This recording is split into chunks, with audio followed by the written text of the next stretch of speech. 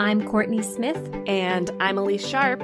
And we are two Shakespeare nerds who decided to make a podcast about our love for Shakespeare. In this podcast, we will tackle as many dimensions to Shakespeare's plays as we can by looking at the text, examining the historical context in which it was written, and how the text is viewed through modern lenses of feminism, racism, classism, colonialism, nationalism, ableism, all of the isms. We will discuss how his plays shaped both the past and present, and, as actors, how his plays can be responsibly performed today. All while trying our best to approach his works without giving in to bardolatry. So, Shakespeare Anyone?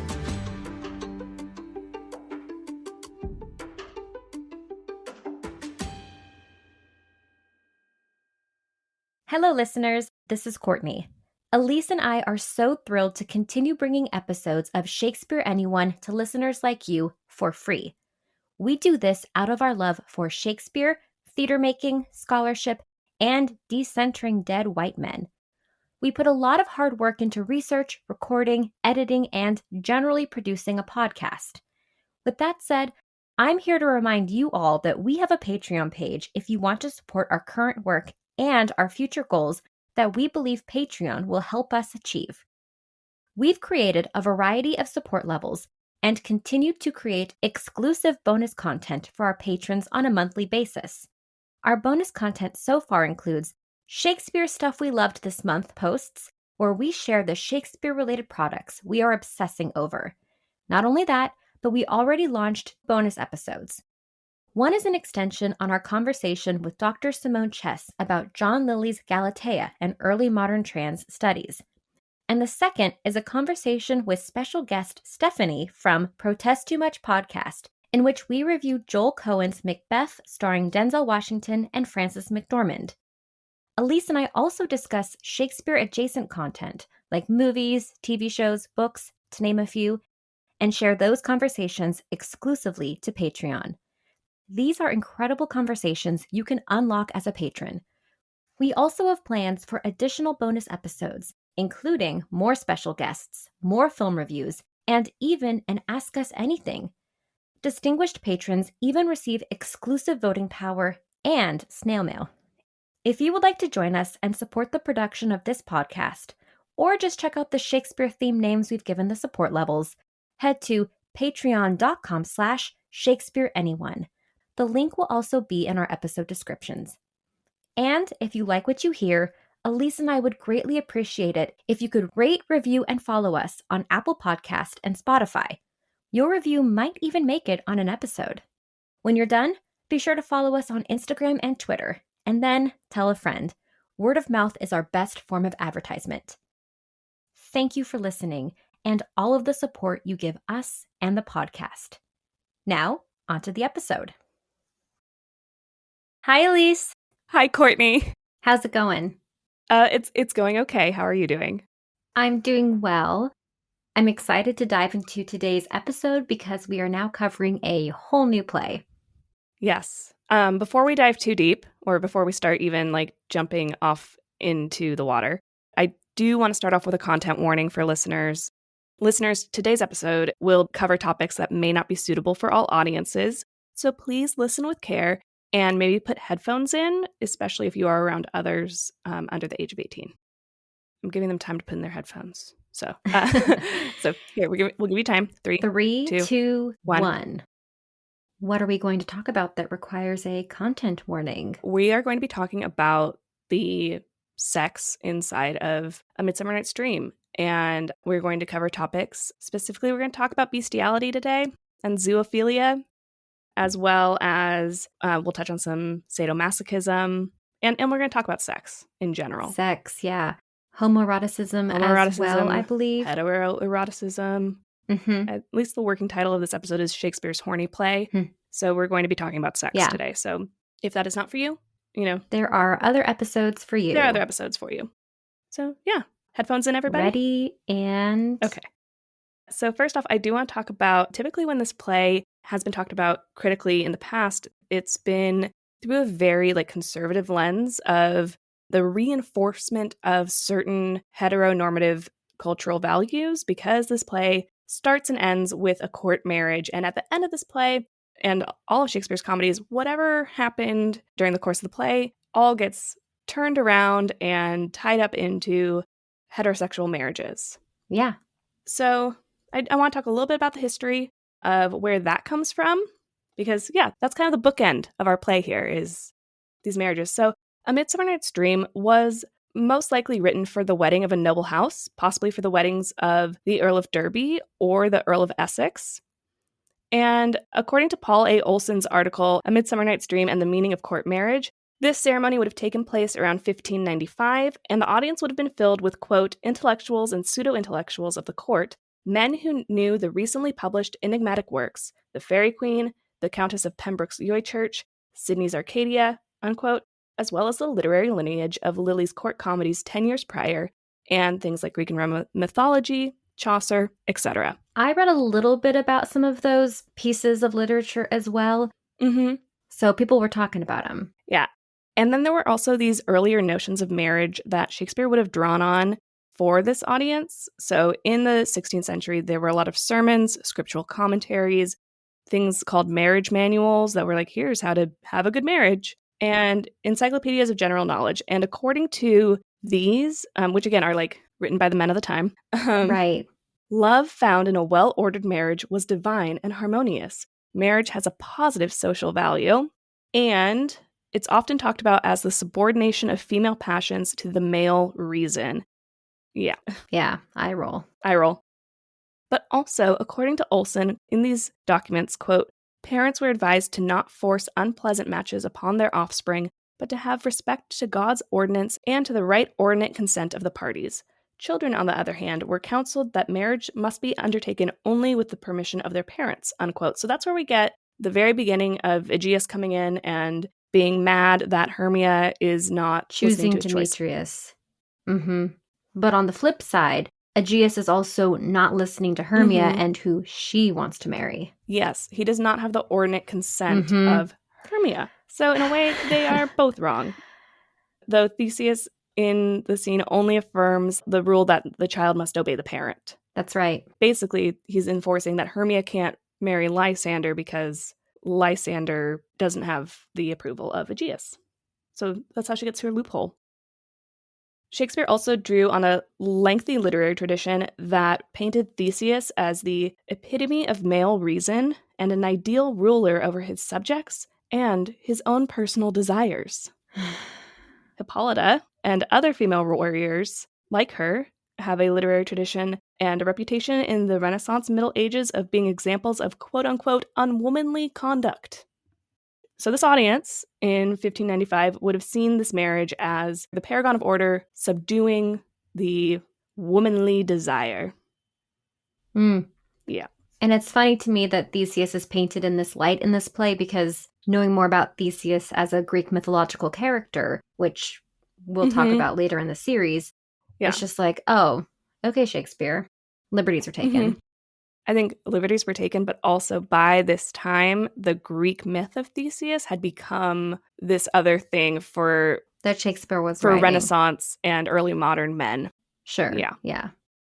And but then moving to the forest moves the play from this land of order into a land of chaos and disorder, and we then see a reverse situation with Titania and Oberon, where Titania and Oberon are in this state of disorder where she is not subordinate to him. And over the course of the play, we learn that when they are in harmony, they will oversee these like chaste, ordained marriages, good marriages. They have the ability to bless them. Bless them, right. And in a way, they mirror the internal condition of the lovers through their own turmoil. So we're seeing, the disorder of the lovers through them.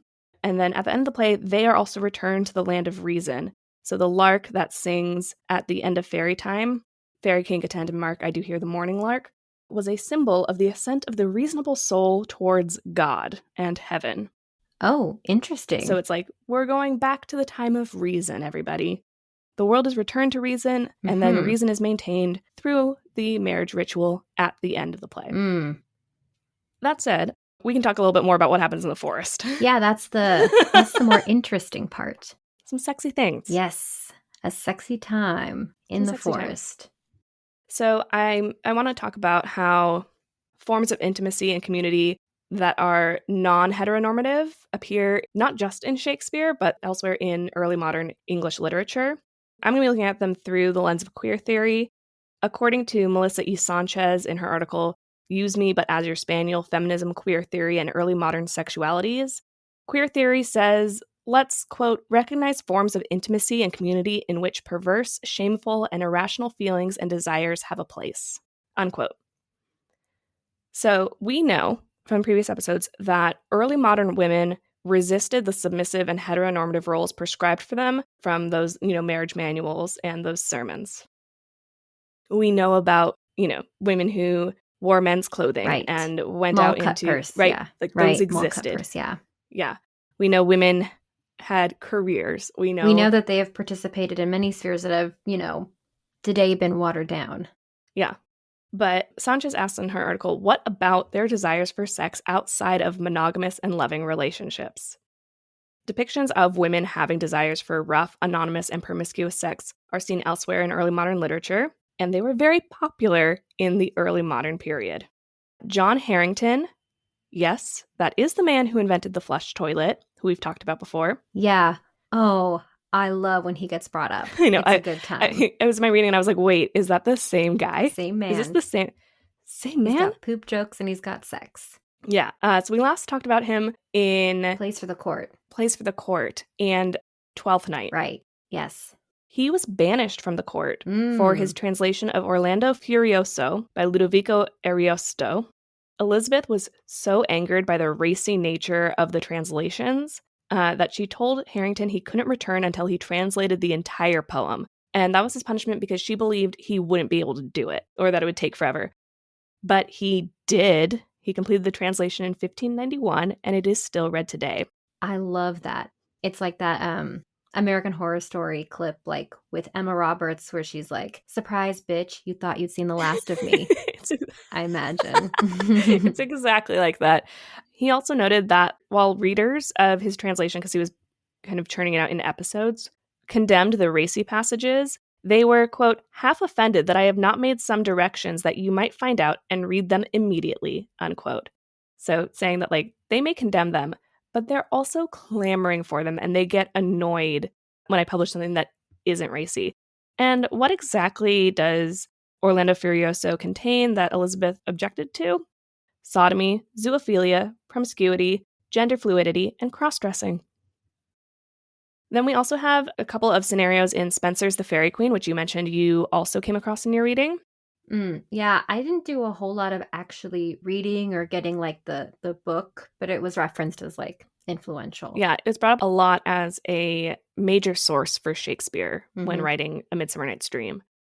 Sanchez notes 2 episodes within The Fairy Queen that can be seen as non-monogamous, non-heteronormative sex. So, scenario number 1, Sir Guyon encounters 2 naked women who are wrestling / play fighting in a body of water. So they're like dunking each other and pretend drowning each other. And he watches and kind of gets aroused.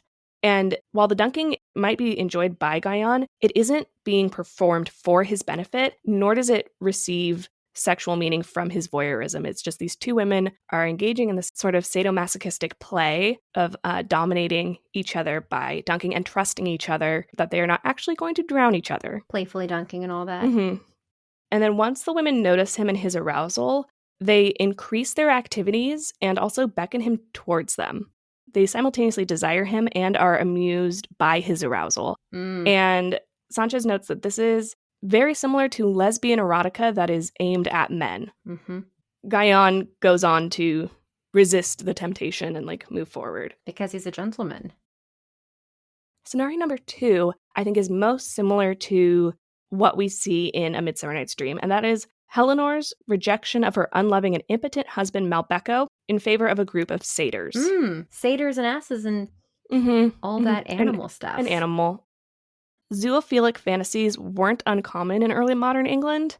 The first English statutes against bestiality were passed in 1533 and 1548, and the court records that we have indicate that it occurred with regularity. So people were brought before the court on accusations of bestiality a bit. Yeah, I got a little bit of that too. It shows up. Yeah. And Sanchez says, quote, unlike marriage or friendship, the cross-species eroticism pursues a pleasure that exists only in relation to the self, not as an instrument of generation or spiritual communion. A sexuality that does not justify itself through claims of love, commitment, or procreation, unquote. And the narrator of this passage describes Helenor's sexual activities in, quote, graphic and sympathetic detail. And the narrative repeatedly suggests that Helenor has good reason to prefer the jolly satyrs over the impotent Malbecco, unquote. Furthermore, she chooses communal over monogamous sex and prefers partners who are half-goat. Satyrs were also understood to be very potent and very well endowed. Helenor's partner, it's noted in the text, orgasms 9 times in a single night. Wow. Yep. And what's interesting, though, is that Spencer also describes the satyr's sexual prowess in a way that equates sex with a religious act of spiritual devotion, as well as one that defies societal norms. So he calls the satyr's orgasms like a ringing of the bell that calls people to morning prayers. So simultaneously, it's like this religious experience, but also it's in the middle of the night, so it's happening during a time where that doesn't typically happen. Like, you don't go pray your morning prayers in the middle of the night. And then Malbecco, the husband, urges Helenor to return to him, and she just says no and stays with the satyrs. Wow. Yeah. What year was this? Books 1 through 3 were first published in 1590, and then it was republished in 1596 with all books 1 through 6. So very shortly before Shakespeare was writing Midsummer Night's Dream. Yeah. Yeah. And then I know we're going to come back to bestiality with Titania in a bit, but I want to talk about other examples of healthy female sexuality that we find in A Midsummer Night's Dream. So first things first, we have some homoeroticism between Helena and Hermia. Helena describes her relationship to Hermia in terms that equate to a sort of classical ideal of female friendship free from desire and subordination, fancy-free. But it also draws on the description of soulmates from Plato's Symposium in that they are two halves of the same whole. And they are very much one. Helena says the word one like 7 times, identifying them as the same. That's a lot. And she also notes that their sides are one. And in the 16th century, the word sides was synonymous with loins. So their loins are one. Mm-hmm. It's a very homonormative dream of oneness.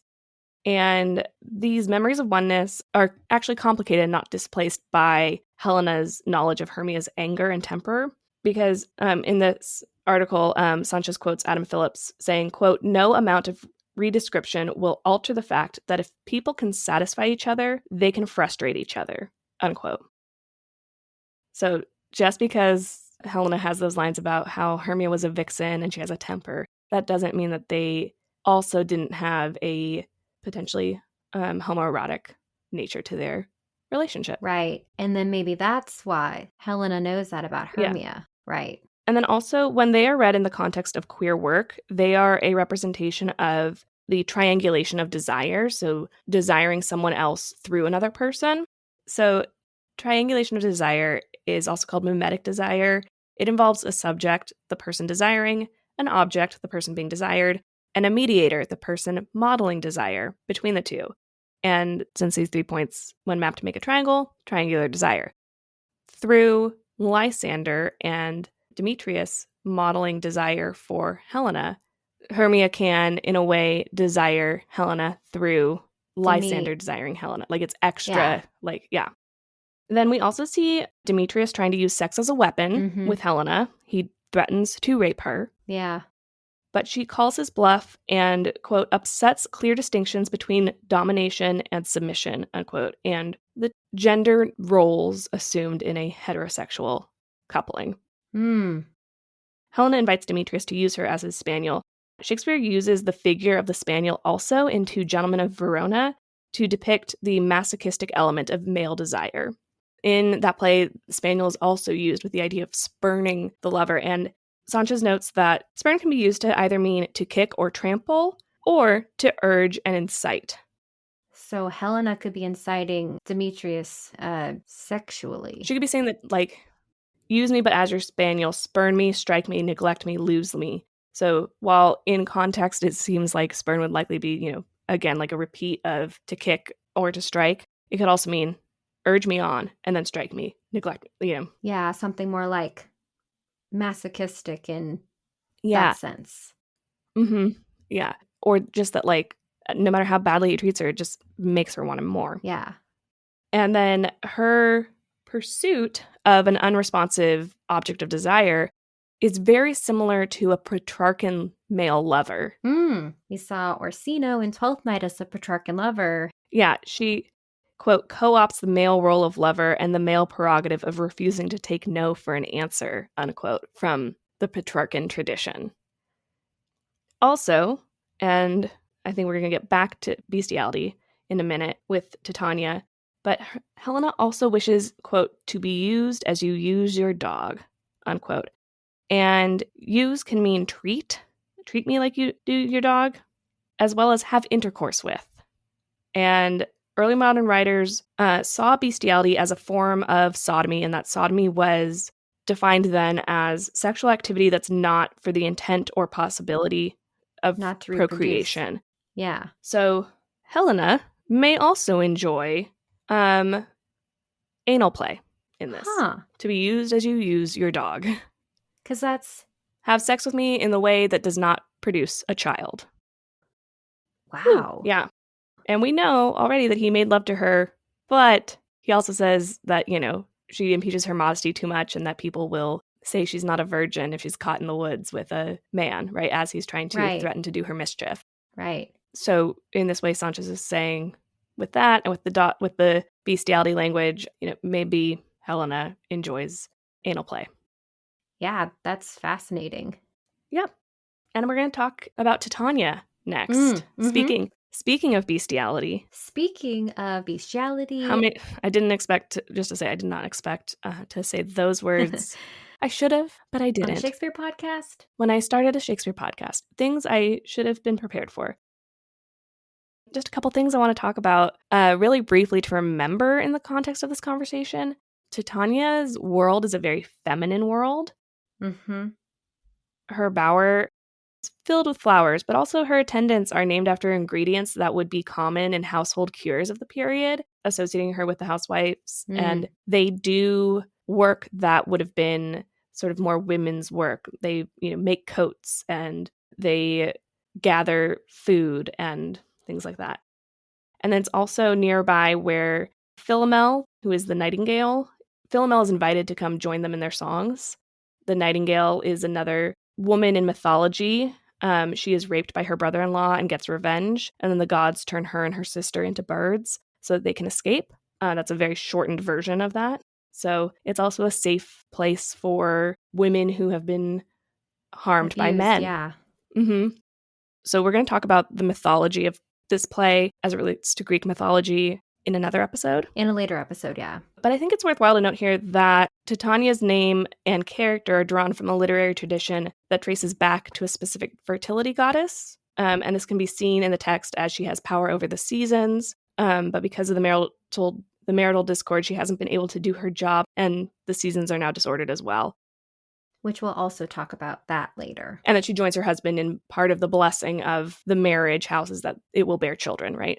So I think those are just things to keep in mind as we also talk about what she gets up to in the course of this play. Yeah. Yeah, that's all a great way to frame Titania and her environment and what her life is like before Oberon and Puck place the flower and make her fall in love with an ass. Right. So, I read Bestial Buggery in A Midsummer Night's Dream by Bruce Thomas Borer. And Borer writes about how Titania's animal passion for bottom tests the bounds of Elizabethan theatrical decorum. Like you said, Elyse, people were talking about bestiality and sodomy in that degree. In literature, in theater. And Oberon's plot to drug Titania enforces this traditional marital order and decency by indulging in indecency, is what Borer is arguing. The contradiction appears elsewhere as a symbolic coupling of human erotic desire to animal objects. So I want to start by first analyzing the text itself and then getting into some of the history and some of the, what was going on in early modern England. Yeah. So Oberon expresses a sense of pleasure in his wife's degradation. When Puck says, quote, Titania waked and straightway loved an ass, Oberon responds, quote, this falls out better than I could devise. Mm-hmm. So we see Oberon enjoying this ridicule. Yeah, which is fantastic because he devises a lot of animals. He's like, the next thing she espies, like ounce or boar or meddling monkey, busy ape, like he imagines a lot of animals. He does not come up with an ass. And then, of all the animals. Yeah. And I'm going to talk a little bit later about the importance of the ass in the theatrical tradition or the literary tradition as well. Oberon ridicules the spectacle of Titania sleeping in Bottom's arms as a, quote, sweet sight, unquote. And this ridicule has yielded success, quote, when I had at my pleasure taunted her, and she in mild terms begged my patience, I then did ask of her a changeling child, which she straight gave me, unquote. He gets what he wants in the end because of this degradation. And Borer argues that some language expresses Oberon's regret for this degradation of Titania, but other language contradicts this sentiment, and Oberon expresses pleasure at Titania as a form of sport and theater. Now, outside of this play, this rhetoric legitimates fantasies of male authority. So, number one, Titania is reduced to her husband's power. Number two, she's also exposed to an audience. So it's this communal experience. And number three, Titania is placed in a sexual bondage to a donkey, and all these events are represented as the inevitable consequence of her own misconduct. And you talked about this a little bit. This is a result of her not behaving as she should with her husband. Yeah. Her not subduing to her husband. Yeah, her not being subservient to her husband. Yeah. Yeah. And the return to order. Titania being subservient to her husband is brought about through bestiality. The mechanisms of the fairy subplot force human nature to combine with animal nature, and vice versa. So Bottom is both man and animal, but is also referred to as an ass both before and after transformation. And the play suggests that social arrangements like marriage, patriarchy, monarchy are necessary and exist because human nature is in constant danger of corruption from the bestial and or female other, and it must be constantly monitored. Right, yeah. That kind of came up in my reading of that, like, that's where, like, Hippolyta is, like, this symbol of, like, this woman who's, like, out of control desires. And Theseus has won her. Yes. The king of reason has, like, Reason is won over all of the women. And that's what men do. That is what men do. And Puck says, well, you know this because you just played Puck, quote, Jack shall have Jill, naught shall go ill, the man shall have his mare again, and all shall be well, unquote. This quote suggests that while a woman is a man's fit sexual companion, it can also be read that a mare is a man's fit sexual companion. Oh. And Puck's language plays off this long-standing identification of sexually active women with mares.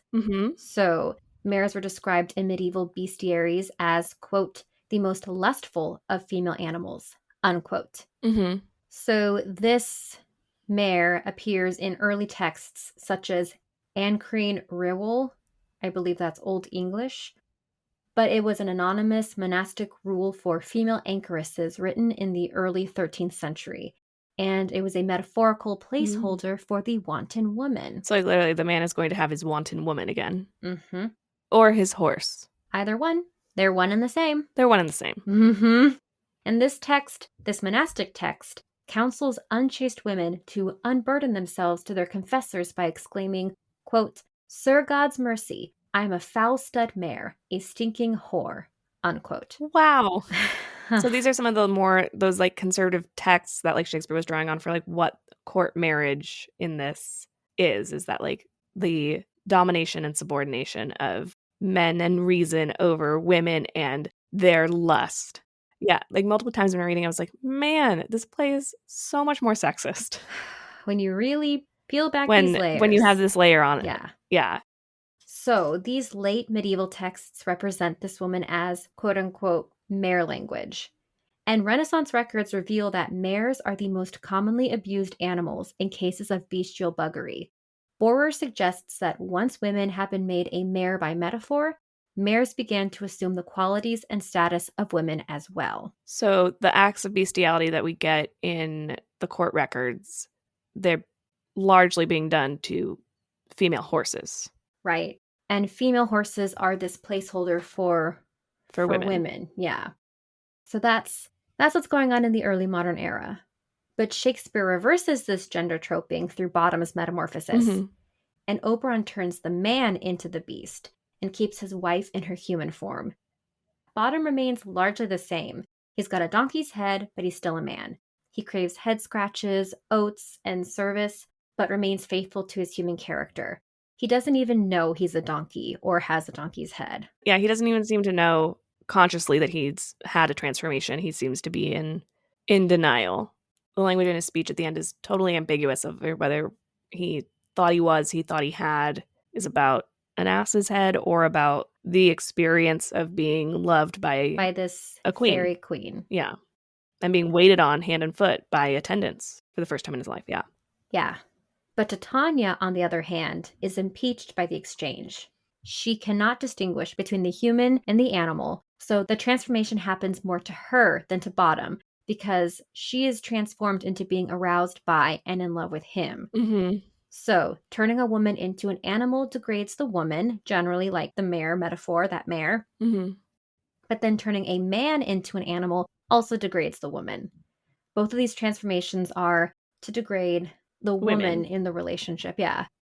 And Renaissance bestiality texts concern themselves with exploring human boundaries that interfere with fundamental distinctions between human nature and animal nature. Characterizations exist elsewhere in Midsummer. Hermia refers to Demetrius as a serpent. Hermia dreams Lysander smiles at her, getting her heart eaten by the serpent Demetrius. Helena is referred to as a dog in her relationship with Demetrius, which you talked about. And this metaphor of man and mare appears in the union of Hippolyta and Theseus. The name Hippolyta, the Greek root of hippos, is horse. Oh. Mm-hmm. They also have some very interesting language about their hunting dogs. Yeah, I was just going to get to that. Okay. Hippolyta mentions Hercules and Cadmus's hunting dogs, and then Theseus responds with an aggressively phallic description of his hunting dogs. Yeah. So the animals are used as a sexual metaphor in this relationship between Hippolyta and Theseus. Mm-hmm. I don't know if you have anything else to say about that because you noticed that. Yeah, it's like they are having a dog measuring contest in that moment. By dog, we mean dick. And yeah, and it's again another moment of him asserting his dominance over this otherwise, indomitable woman. Right. She's dominated like land, like gold, like horses. Yeah. And going back to courtship and marriage, Borer also argues that Midsummer constructs marital unions as analogs to the sexual conjunction of humans and animals. So he sums up this play as a Protestant marriage manual constructed out of animal pornography, which... Yeah. Oh, yeah. I mean, it's, when you have a court of noble people who, especially like the men, are going to be very subscribed to the marriage manuals of the time, and you're like also celebrating a marriage. So you want to be very pro-marriage, but then you also have this group of people who are very into this like relatively new poem by Spenser that's like really racy. And so why not make it really bawdy and make it really a sexy time for this wedding? Yeah, these worlds collide. Mm-hmm. And in the midst of all of this, Borer has collected applicable court records that confirm the disciplinary rigor with which animal sodomites were handled. Trials and punishments varied greatly from incident to incident, and from his analysis, cases of bestiality in law are less about the crime itself, because there's no human plaintiff, and more about the rhetoric surrounding bestiality. In 1519, the ecclesiastical court, presiding over Tetchwick, Buckinghamshire, reports that Richard Mayne, a water carrier, quote, joined himself carnally with a mare, and a certain Elizabeth Parsons noticed it and reported it, unquote. But no penalty was mentioned. In 1525, William Franklin appeared in a Brisley parish court due to a charge, quote, having had sexual intercourse with an animal, and had to go to procession publicly and offer a penny candle as penance, unquote. So there's no consistent punishment, it appears, in this time period. Mm-hmm. One thing that Borer notes is that both of these records do not keep with Leviticus, which is, if a man or woman lies with a beast, they must be put to death. So that punishment wasn't being carried out. And Thomas Beard, a Puritan moralist and writer, we cannot talk about bestiality without bringing up the Puritan moralists. I'm sure exactly how they want to be brought up. Mm-hmm. But Thomas Beard, this moralist and writer, in his pamphlet, I think it was, Theatre of God's Judgment from 1597, wrote, quote, "The law of God forbiddeth to lie with a beast and denounceth death against them that commit this foul sin, for there have been such monsters in the world at some times," unquote. Beard is utilizing the moral economy of monsters. And Puck says, quote, "My mistress with a monster is in love," unquote. But generally, poets, satirists, and moralists in Shakespeare's time wrote of bestiality as a piece of voyeurism to represent the stabilizing influence of domestic order and moral indignation, like Oberon, doing the wrong thing for the quote-unquote right reasons. Mm-hmm. Yeah, that faces everything. Just a little bit. A little, The Puritans are like, yeah, we should punish this, but we should punish it like the Bible says. Come on. Come on, everyone. Yeah. Yeah, if they had their way, though, they would punish everyone like the Bible. Like the Bible says, yeah. Yeah, so to conclude this bit of reading I did, some scholars argue, is this play conservative Shakespeare or radical Shakespeare? And Borer argues that Midsummer is neither. Instead, Midsummer toys with slippages that ground the system of being of which he is a part. And these slippages are not for specifically disruptive or subversive purposes. They're not conservative nor radical, but rather toying with these slippages allows the system to emerge or recede. And there's this conservative to radical and back again. So as audience members, we are denied certainty. Yeah. So what I understand is like he's saying that this play is not reinforcing either the Christian moralist marriage manual version of marriage, nor is it, completely in the opposite direction of like, let's have just the most liberated sexuality. Mm-hmm. We can imagine in early modern England, it's playing with where's the line here. Yeah, going a little bit farther and then bringing it back and then going a little farther. It's crossing a line a little to like scandalize early modern audiences and crossing the line a little bit in the other direction and then kind of landing nowhere in the middle. Yeah, which is not a very exciting place as a theater maker to place this play, Mm-hmm. Yeah, to be like, it's mid. Yeah. But also having done 12th Night, that's not quite as like trans exciting as we would have wanted or, like. Mm-hmm. Yeah. I mean, in a way, this one is like, there's more sex in here than you expect, maybe. Mm-hmm. I think is what this reading showed. Right. Like, I feel like I see this play done a lot in a very like just plain love way. Like it's just without any sort of sexual desire in it. And I want to acknowledge that like there are some places and where, maybe you can't imbue that in there. Mm-hmm. Yeah. Maybe you can't imbue sexual desire. Maybe there's certain productions that just can't and shouldn't.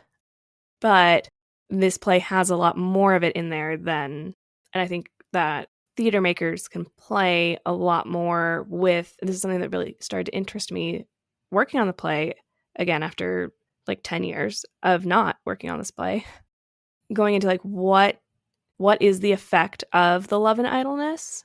Because that is the catalyst that causes all of the, like, the extreme disorder, that slippage. So what does desire look like magnified by that? And like, how much does everybody get? How much does each character, like what is the dosage on each character? And does it have different effects based on the dosage? And I think too, I'm really interested in the idea of Titania as a fertility goddess and what that brings to that character instead of just like a fairy queen. We'll talk about that another time though. And also what that means for like what her relations with Bottom look like and are. Yeah, yeah. And especially like this idea that we are voyeurs in this degradation of Titania is something else. Mm-hmm. There's a lot of comedy in this play. It's a comedy. Very good, Kourtney. You're great at definitions. I haven't seen every single Midsummer, and I don't know if I've ever really seen like a big bucket of Midsummer to really be able to adequately compare. But I've seen a lot of like, most of the fun is being poked at Bottom, and Titania is played very genuinely when she's in love with Bottom. And I wonder, because of this degradation, at Titania's expense, what would that look like on Mm-hmm. and I don't actually know if that's even a really good idea because I don't want to degrade Titania.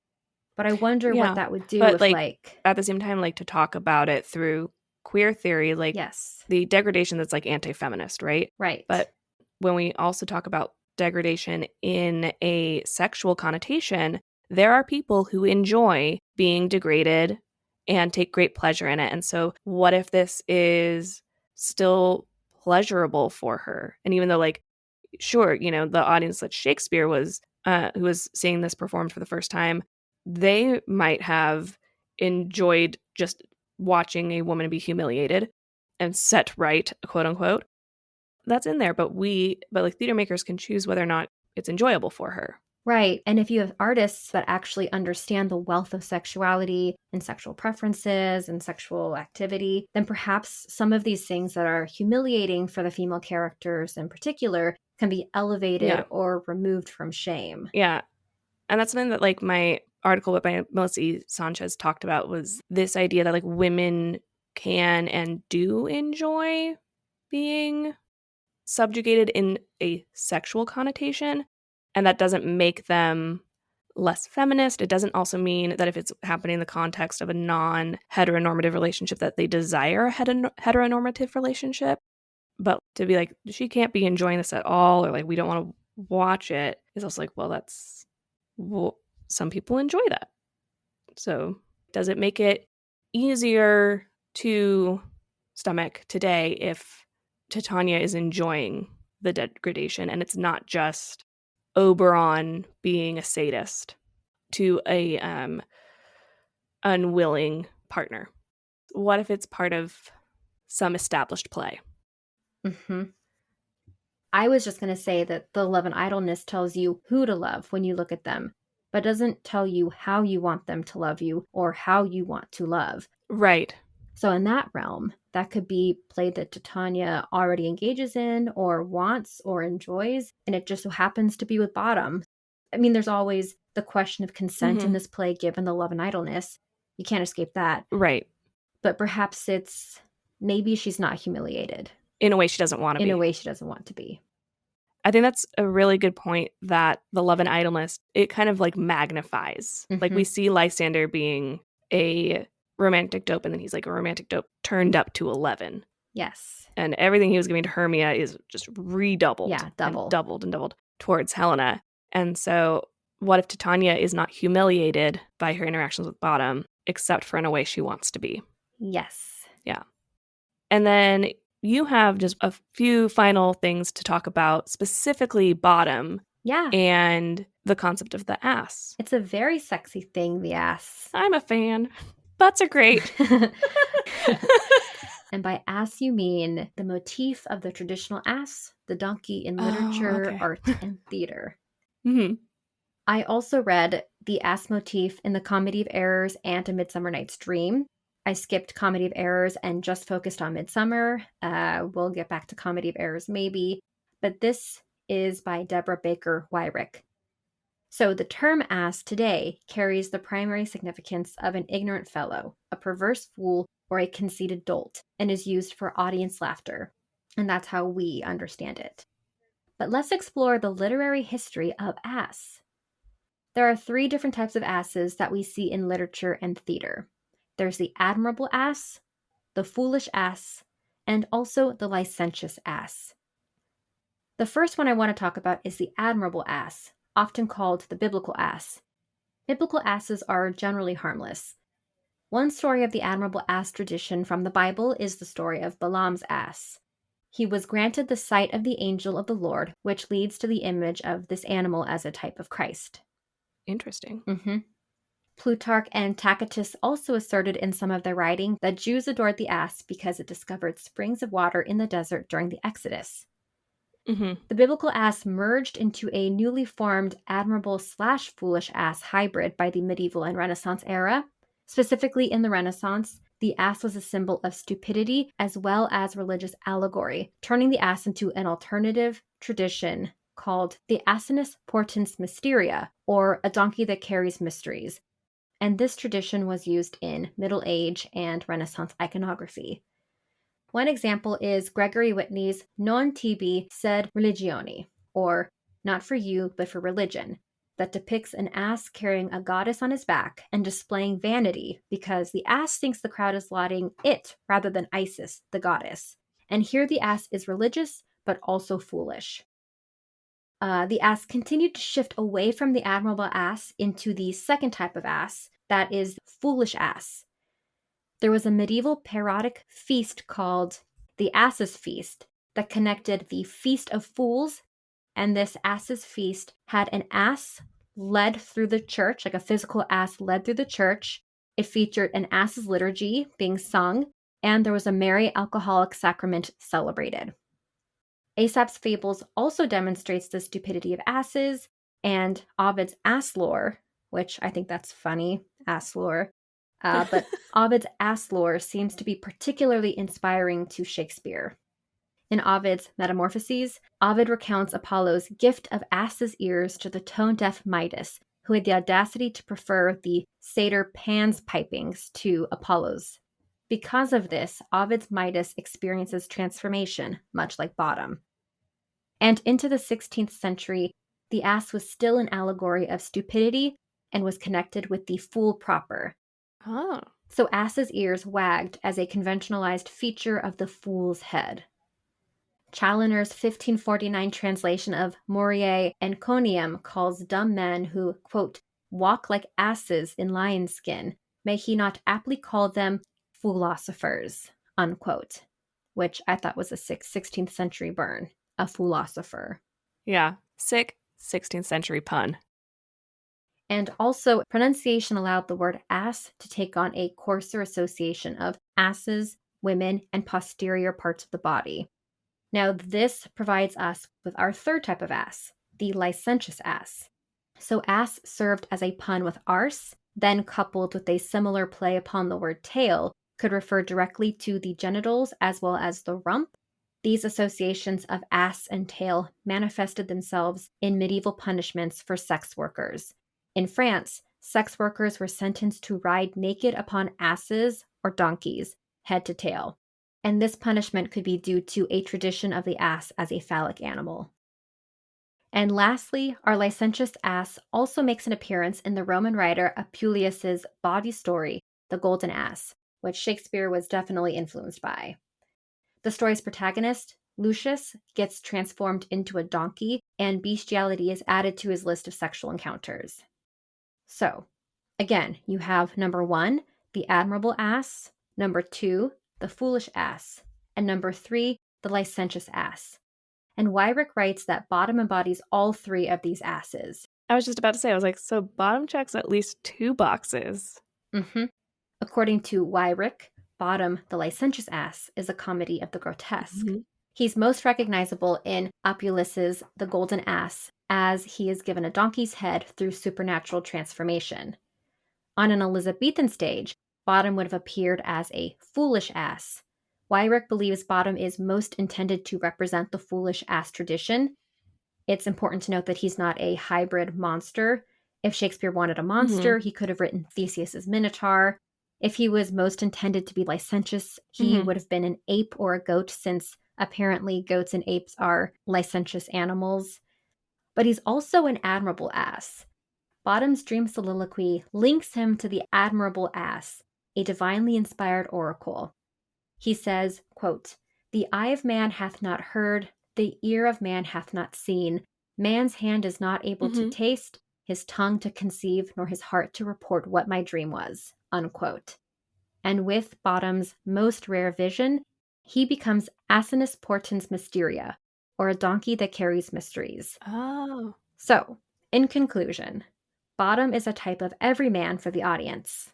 A licentious ass who parodies man's half-hidden fascination with the sexual substratum of love, a foolish ass who reflects man's folly, and an admirable ass who incorporates man's vatic mysteries of divine revelation and poetic inspiration. Wow. Mm-hmm. What a nice note, I think, to wrap up our conversation about the sex and sexuality in this very horny play that's often called Shakespeare's ass play. Is a nice note about bottom. Yeah. Mm-hmm. Yeah. I think it also rounds him out. He's a nice, well-rounded ass. Well-rounded ass. What a peach. We can't come back from that. So No. I think we can just say thank you for listening. Our kind listeners, we can no other answer make but thanks and ever thanks to our Patreon patron, Claire Sharp. I'm Kourtney Smith. And I'm Elyse Sharp. This is Shakespeare Anyone? Thank you so much for listening to Shakespeare Anyone. Works referenced in this episode are available in the episode description. Our theme music is Neverending Minute by Sounds Like Sander. If you would like to support us, it would help us out if you would hit the subscribe button, like us, leave a comment, write a review, share us on social media, tell a friend about us, all the things. We'd appreciate it. You can also support the podcast at patreon.com/Shakespeare Anyone. Patreon patrons get access to exclusive bonus content throughout the year. The link is also in the episode description. For more, you can visit our website, shakespeareanyone.com, follow us on Instagram at ShakespeareAnyonePod, or Twitter at ShakespeareAnyone. For Twitter, that's Shakespeare Any and the number 1. Every other platform is spelled out like the name of the podcast. Now, because you listened all the way to the end of the credits, here's a completely random Shakespeare quote for you.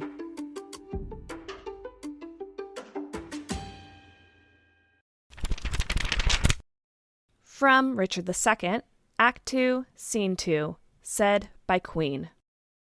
So, Green, thou art the midwife of my woe, and Bolingbroke my sorrow's dismal heir.